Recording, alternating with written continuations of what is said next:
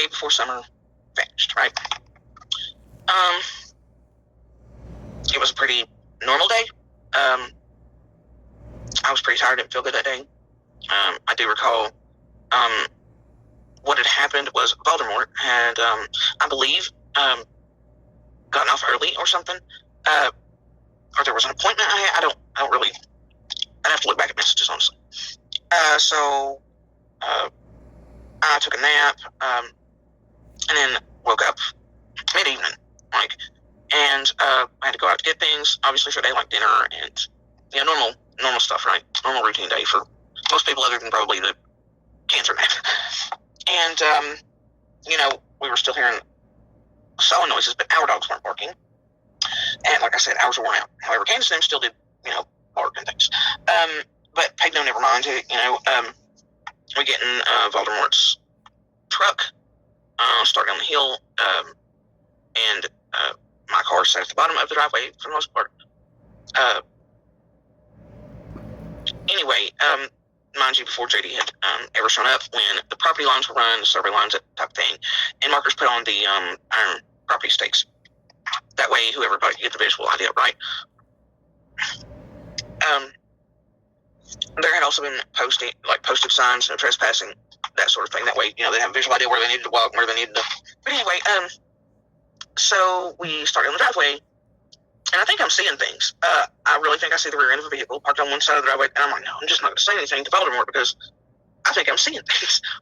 But then Voldemort realizes he sees it too, and things are getting ready to go real sideways. So we get to that spot in the driveway. This part right here is why I can guarantee you that JD calls it Big Hill. And at this point, it's kind of my favorite term for it as well. Can't disagree with it. So anyway, and probably for the same reason. So anyway, Voldemort jumps out of the truck and loses it on JD. Even I didn't think it was rare for that particular groups on other people, but this time I was like even surprised myself, and thought I wasn't really going to calm him down at all. But I sent Voldemort eventually, because what JD had done was there are two particular trespassing signs, as you can see in some of his photos. Kind of made it a challenge because he chose those. I mean, like, most people are going to go to the left or the right from the trespassing signs, right? JD didn't do that. JD cut through my lights, my decorative lights. He had a chainsaw and apparently been cutting trees down and all kinds of things to park that vehicle directly in between two no trespassing signs, like a challenge. It was kind of mind-blowing, honestly. And also probably the wrong neck of the woods to do that in. That road in particular does have a reputation, probably the worst inside of the community, other than one other one, for bad things. So, anyway, I get Voldemort calmed down. I send him back up the hill to get the giant survey map that had been framed because it's so old. That way nobody wouldn't break things. Anyway, and the calls and the papers and everything from the courthouse and stuff, they show the calls and all that. And they make it clear the survey map was made by that family, that property piece JD bought belonged to. So it wasn't the survey map for this piece.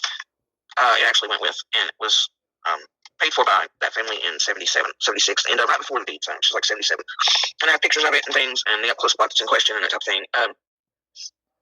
But anyway, so I'd seen him out in case, because that was my plan, right? That's what I thought the family wanted me to do was, here's the paperwork, here are the things, kind of let me show you around. Here where issues are going to be, like, here's your, Anyway, Voldemort kind of ruined that with attitude, and I don't think it would help anyway, just because of, and I'm sure he might be watching it here, but just because of JD's own behaviors. Oh boy, it was a day, let me tell you.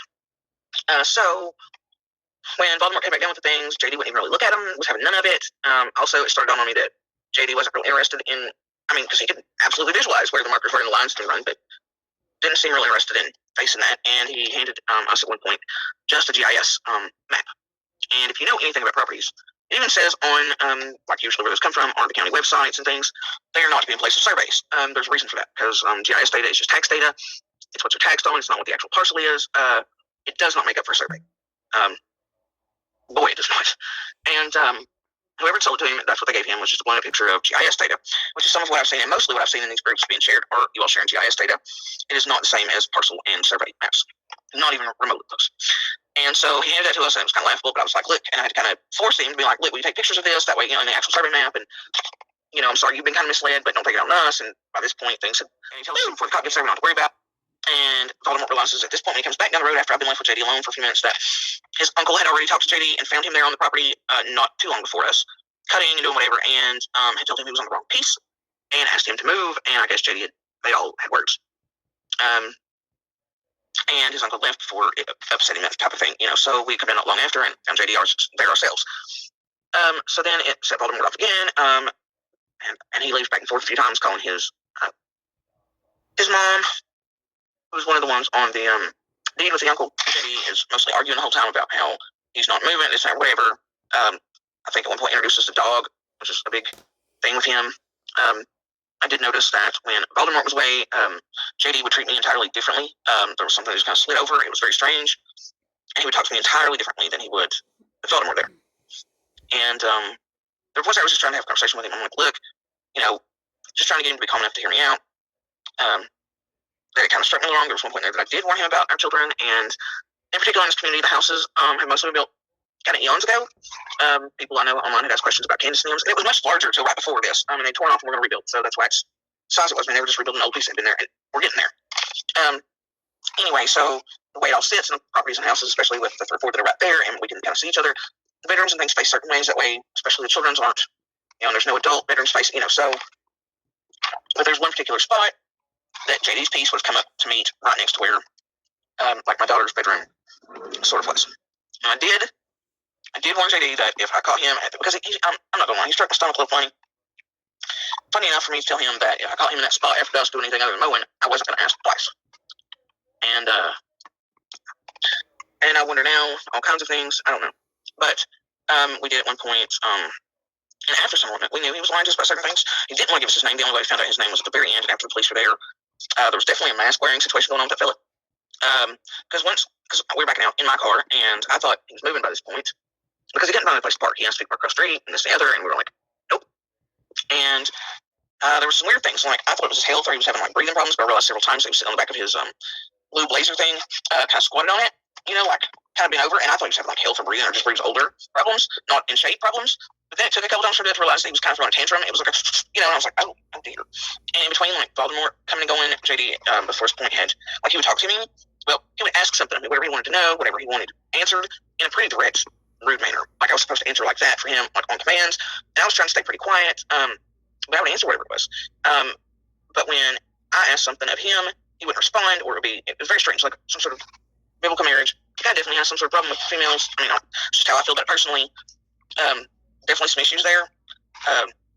But after all was transpired, found out he lied about his age, that sort of thing. When we were backing out, at one point we thought he was backing out too, in between the no trespassing and do whatever, And instead, because he's sitting on the back of the thing, we was taking a rest for a second. That was not the case. And I was like, whoa, Voldemort, stop the car for a second. And I kind of was in the passenger seat, and the window was rolled down on the driver's, and I was like, are you going to move? And he was like, no, I'm not, because this is mine, and I just whatever, I was like, look, no. And Voldemort, so I was like, you know what? Go call the cops, because like they said in the media things, cell phone signal, that sort of thing, right?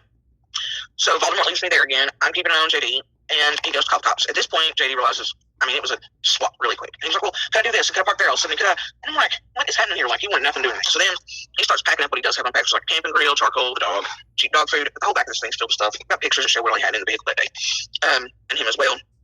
But his plan was to camp there and squat until, I guess, he had a picture of one of the cabins, almost like I had for cancer treatment, but really small. And inside this EVD folder was basically just a picture of GIS data and then one of the prefab cabin things, sheds, whatever. But at that time, he was just planning on tent and little grill, dog. I don't know, starting fires. I don't know. It was weird. So he packs all this back up with his cans of gas and whatnot, right? And at least some of it.